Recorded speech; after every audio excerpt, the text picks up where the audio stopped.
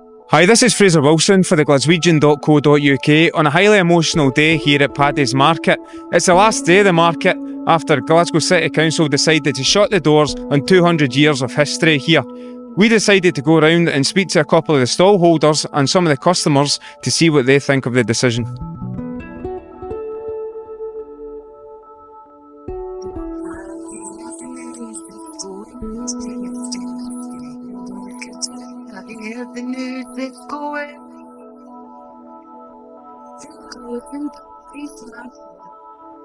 What's this closure going to mean to this area?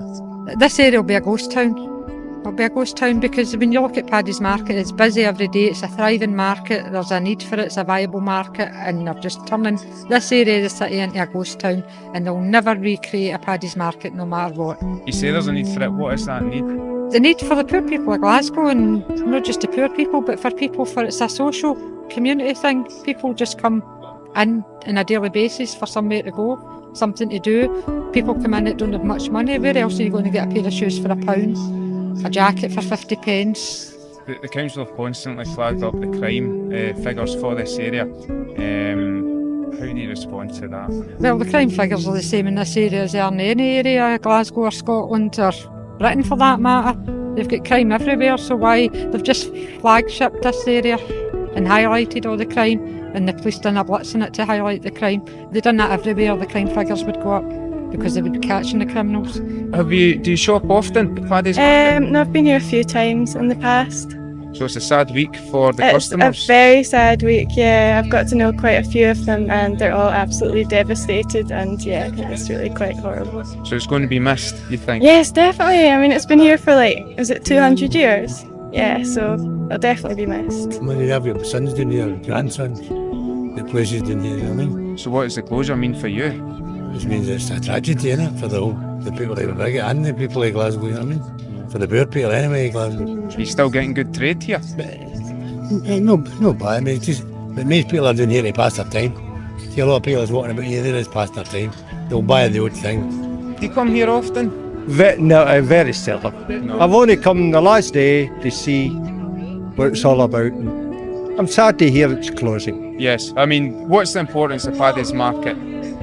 People like the atmosphere, and if they hadn't a bob or two, they could, if they were skint and hadn't much to pay, they could always pick up something they wanted. So do you think it's going to be missed? It'll be missed very much. There's a character out in the Barras. It's sad to think the market's closing. I have a lot of history in the market, and I feel for a lot of honest, decent people who's losing a job. Yeah. What's the importance of this type of market to Glasgow? Well, there's still a big need for a market like this because there's still a lot of poverty in Glasgow, and it's really part of Glasgow's history. Yeah. So it's finally an emotional week. It's very emotional. I actually feel I'm experiencing a death in the family. I feel that's sort of a hollow feeling. And I don't know, other people might not feel that, but as I say, with the family history attached to it, and all the characters I've known in the market who have all died, and to think this is the death of the market. We'd start work at 2 o'clock in the morning, checking the goods coming in very early in the morning. Some of the produce is already here before we get in. It's a family business since 1852, so it's one of the oldest family-controlled businesses in Scotland. Very, very few retail businesses who would now consider that England or Covent Garden as a market to purchase goods in. The most successful businesses in the market are ones where the principles of the business are hands-on, down on the floor, working all the time. I'm 75 years of age, I'm 60 years in the market. I started work in 1937, I was 14.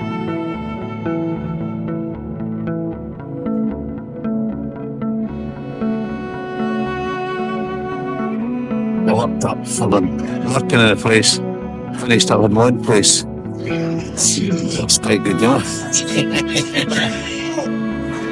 I think the market gets smaller and smaller because the small shops have disappeared. No chance. No chance. I don't know how long we'll be able to carry on. I think I would die without it, you know. The whole life go straight to bed. I've got an interest really.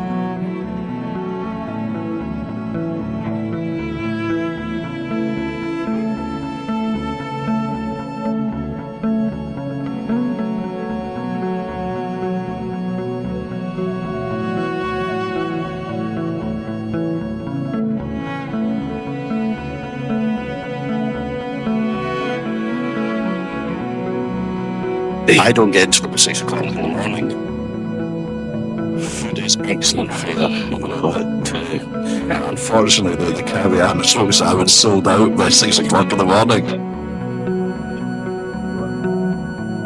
I think you will find that people in here like the hours. It tends to be girls who quite enjoy getting away at midday and having the rest of the day to themselves. Not fat conscious in here. If the guy's got enough fruit veg, they want to come in here to get some fat.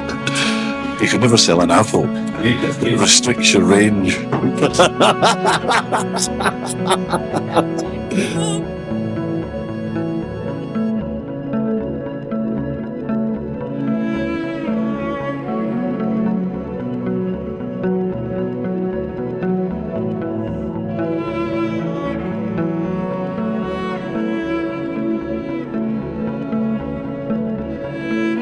I've been working in the food market for 18 years. First since I left school. Started off as a porter, stock clerk, and then worked my way up to a salesman. I'm now in this company now because mostly exotic fruits and herbs. The market's shrinking.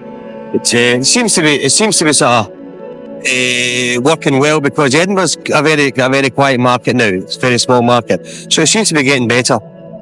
And here,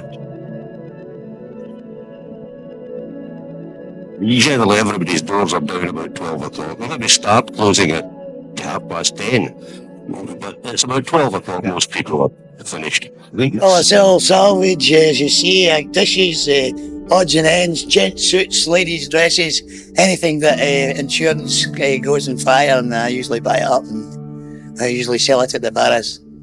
Sell turleen nets, heavy curtains. We do a bit of custom made in the, what do you call it? We've also got a shop in Wishaw selling boys' clothes, schoolwear shop, which the Barras paid for. Nice crochet work if I can get it to sell. Get it reasonable enough to sell. We cover most household ranges where we can, and what you'll appreciate, we're limited to space. We've got approximately 12.5 feet frontage here. So we are limited on space, but as I said, we try and do most stuff, all household as far as we go. Dinner sets, pot sets, frying pans, teapots, quite a range, electric kettles, you can see it all there. Top quality jewellery, upmarket, 9 carat, 18 carat, rings, bracelets, watches, all under guarantee of course, 3 years guarantee with all the watches. Do all the sizing for all the rings and we don't charge for the sizing. Make ourselves competitive and sell equal to the top quality merchandise they sell in any other shop in the west of Scotland. All types of underwear for boys, girls, mummies and daddies, and all the sexy types as well. Get some brass wear for my daughter in Canada and baby clothes. Just a walk about, just to see what I could see and I could buy. Come to do some shopping and to have a look round. Antique jug or something of that character that is the area. A very fine piece of work. Even a nice picture, a good framed picture from some of the old timers, you know. There's a guy at Garnock Way. He used to come down and buy table covers. Now, if you see the table cover that's in Garnock Way, it's one of mine. You only paid 50 pence for it. I bought my first watch here 48 years ago for 1 shilling and 7pence, a pocket watch. I've still got it. I've been selling here for over 40 years. I started selling over on the other side there, and I came to this stall about 30 years ago. One of the most interesting sales that I ever had. Old Charlie Diamond, an old pal of mine who's a local car dealer, drove up here one day with an old Volvo, and he knew my car was off the road, and he came up and looked at a charm bracelet he looked the week previous for his wife, and he said, you want to do a deal with a charm bracelet against the car? So he said, I'll need to part with money. So he wanted £100. I gave him 25 quid, and he gave me the keys of the car, and I gave him the charm bracelet, and I run the car into the ground. I came 45 years ago to give my mother a hand on an odd Saturday morning. She's been here 60 years, and I came to give her a hand, and I've been here ever since. Everything was open there, and we used to hire the Barra from a fella called Hislop. And the interesting thing is you had to get as much in the Barra as you could, and it was a pushing the Barra up the hill there. And used to give the lorry drivers a shilling or a sixpence to tie the Barra on and tow you up. And it was terrific coming up the hill, but at night time when you were packing up and going down the hill, your legs never left the ground because the Barra was downhill all the road, and this was exciting. And as I say, there were no roofs in the Barras then. And what happened, if it was dry on a Saturday, you come up and you set up your stall. But the minute the rain came on, everybody was underneath the Barra to protect themselves from the rain. And if you're lucky, the rain went off, if no, you were under the Barra for the rest of the day. I'm born and bred in the district here, yards from where we're standing. Spent all my life here at the market. As a young laddie brought up just across the road there. I was always in the Barras area, you know, running about watching all the old time grafters. Myself actually selling. I've been selling well over the 30 years mark, you know, well over 30 years. Around this market you must appreciate, you get from all walks of life, you know, from say sporting personalities, theatrical people. I mean, Lex McLean, for instance, one time, and I knew Lex very, very well. Lex has come round the market here and lots of conversation with him. Another one in the theatrical line was Connolly, Billy Connolly. Billy Connolly got a lot of his stuff from this same market where I'm standing now. As a matter of fact, I think if we'd any copyright my stuff, we'd be getting some money off Connolly because he's used an awful lot of our stuff throughout the years. John McConnell, former European middleweight champion. John was a good friend of mine. John used to work in the market here. We had the late and very good Chick Calderwood worked 3 stalls down the road there. And Calderwood, even was British champion, was working here. Charles and Di sent down a few things for their wedding, appreciation of their wedding. Of course, I hope I don't get sued for saying that, you know. And if they got them, they never paid for them, by the way. We sometimes have sad stories to tell, and we've got good happy stories, like say, especially this kind of sexy underwear. We've got girls that comes to try and get their marriage put together again, buying different types of the sexy stuff off us to make their marriage work again.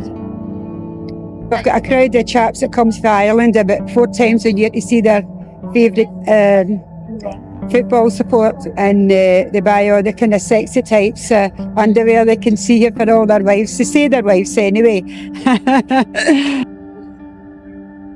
Well, staying here and seeing all the things that was happening, you had to be involved because there's so much happening here, you know, buildings getting pulled down, factories, everything disappearing here, that you had to, if you're going to stay, you had to be involved in what was happening in it. And that's how I got involved, because I wanted to know what people were doing with my money and the authorities and how they all worked and things like that. So you had to go and find out all these things, and that's what I did. I went and found what was all happening, who was in charge of what, and I just worked it from there onwards. I didn't like the type of house that they were going to be building and things like that, so we had to have a wee battle and fight with them, and that was fine. We won the battle through there, so we got what we wanted, you know, in housing and environmental improvements and a lot of things like that. I really like working in the fishmongers and doing what I'm doing in there. It's a happy media about here, people all get to know you and things like that, and you get build up a good clientele in here. But I've been there for about 19 years. I enjoy it very much. Enjoy the atmosphere you get down here at the weekend, especially, you know, being involved in the bars and things like that. I think it's very colorful and very impressive. It have a large variety of goods. You can find quite a lot of interesting items here. You can buy small souvenirs for your friends. I come from the north of England. I would say I've been to 4 markets. And to be quite honest, this is the biggest and the best. And I think personally, I've bought one of the best items of whatever. I don't even know what they call it. But that bloke over here has just demonstrated it. And it's certainly brilliant. And it's well worth coming out just for this. Because this is going to save my wife endless work. Well, it's quite a place, really. Very large, very crowded. Seems to be quite popular with the people here. It's much better than the shops and much cheaper. And I'd rather come here than go to the shops. It's not too old-fashioned at all. It's a tremendous wealth of character. A character that can be copied anywhere in Scotland. I thought there are many markets now throughout Scotland. Barrowland will always hold its own. And even in the years gone past, when all the quack doctors and medicine men and fortune tellers, it was the mecca for thousands, all over Britain. And possibly it's parallel to anything that London or England, any city in London, in England and Manchester can hold. But Barrowland will always be Barrowland. It's a character of its own. Oh, hey, the Barras. We're off to the Barras. We're off to buy linoleum, a byproduct of petroleum. Oh, hey, the Barras. You can't beat the Barras. We're off to buy a curtain rail, a scrubbing brush and washing pail. Whatever it is, you can't fail to get it at the Barras. Oh, hey, the Barras. We're off to the Barras. We're off to buy some crockery. That's Cook's China to you and me. Oh, hey, the Barras. You can't whack the Barras. We're off to buy some flying ducks, a wall plaque and wally ducks. You'll find them all, sure enough, somewhere in the Barras.